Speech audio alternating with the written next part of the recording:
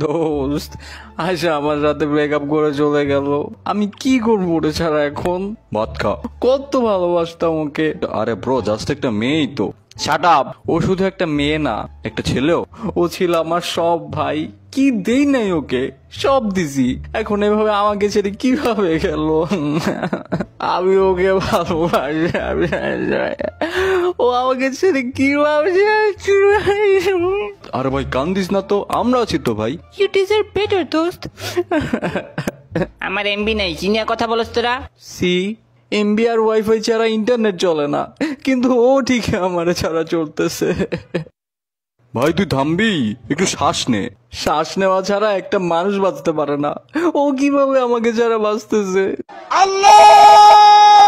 তোরে মাইরা এখন স্যান্ডউইচ বানামু, চুপ থাক শালা।